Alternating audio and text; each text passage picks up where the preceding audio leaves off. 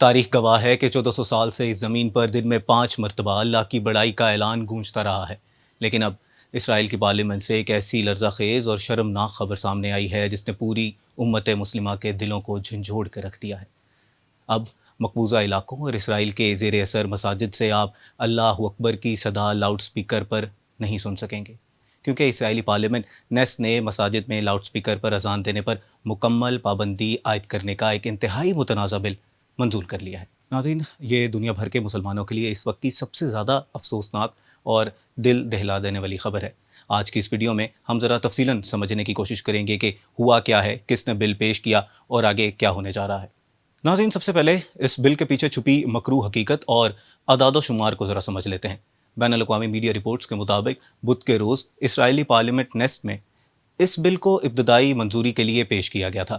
120 ارکان پر مشتمل اس پارلیمنٹ میں مسلم دشمنی پر مبنی اس بل کے حق میں 50 ووٹ پڑے، جبکہ مخالفت میں صرف 36 ووٹ ہی آئے۔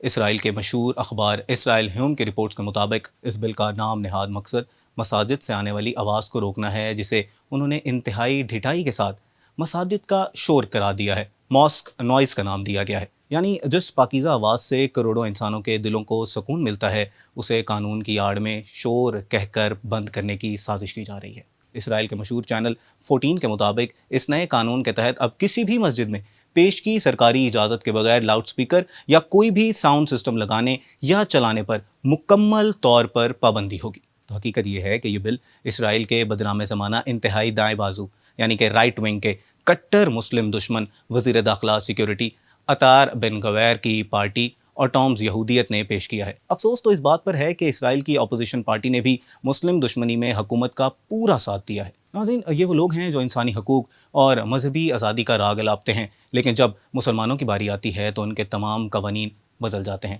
اذان صرف ایک آواز نہیں ہے، بلکہ اسلام کا سب سے بڑا شعار اور پہچان ہے، اور اس پر پابندی کا مطلب مسلمانوں کے وجود کو مٹانے کے مترادف ہے۔ اب آپ سوچ رہے ہوں گے کہ پھر مسلمانوں نے اس کا کیا جواب دیا ہے؟ اسرائیل کی اس ننگی جارحیت پر فلسطینی قومی کونسل کے سربراہ روحی فتوح نے ایک انتہائی سخت اور تاریخی بیان دے دیا ہے۔ انہوں نے اس بل کو محض ایک قانون نہیں بلکہ ایک بہت بڑا جرم اور آئینی دہشت گردی قرار دیا ہے۔ روح فتوح نے دنیا کے سامنے اسرائیل کا چہرہ بے نقاب کرتے ہوئے یہ اقدام مسلمانوں کی عبادت اور عقیدے کی آزادی پر ایک کھلا حملہ قرار دیا ہے۔ بین الاقوامی قوانین ہر انسان کو اپنے مذہب کے مطابق جینے کی آزادی دیتے ہیں، لیکن اسرائیل دنیا کے تمام قوانین کو اپنی جوتی کے نوک پر رکھتا ہے۔ یاد رہے کہ اس بل کو باقاعدہ قانون بننے کے لیے ابھی پارلیمنٹ سے مزید 3 ریڈنگز سے گزرنا ہے، لیکن اس کی ابتدائی منظوری نے ہی صہیونی عزائم کو پوری دنیا پر واضح کر دیا ہے۔ تو خلاصہ یہ ہے کہ اسرائیل طاقت کے نشے میں اندھا ہو کر اب مسلمانوں کے بنیادی حقوق پر براہ راست وار کر رہا ہے۔ وہ مساجد کے لاؤڈ سپیکرز تو بند کر سکتے ہیں، لیکن وہ فلسطینیوں اور دنیا بھر کے مسلمانوں کے دلوں سے اللہ کی محبت اور ایمان کا جذبہ کبھی ختم نہیں کر سکتے۔ یہ بل پوری امت مسلمہ اور OIC کے لیے ایک بہت بڑا چیلنج ہے کہ وہ اب خواب غفلت سے جاگیں اور عالمی سطح پر اس مذہبی دہشت گردی کے خلاف آواز اٹھائیں۔ ناظرین، آپ کا اس ساری صورتحال کے بارے میں کیا خیال ہے؟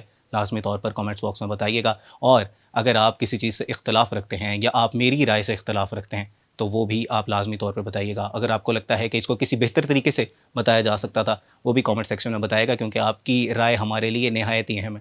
آپ کی رائے سے ہمیں پتہ چلتا ہے کہ ہم کون سا قدم صحیح اٹھا رہے ہیں اور کون سا قدم غلط اٹھا رہے ہیں۔ اگر ویڈیو پسند آئی ہے تو لائک کیجیے گا، شیئر کیجیے گا اور اپنے دوستوں تک پہنچائیے گا۔ اگلی ویڈیو تک اپنے میزبان تہام اعظم کو دیجیے اجازت۔ اللہ نگہبان۔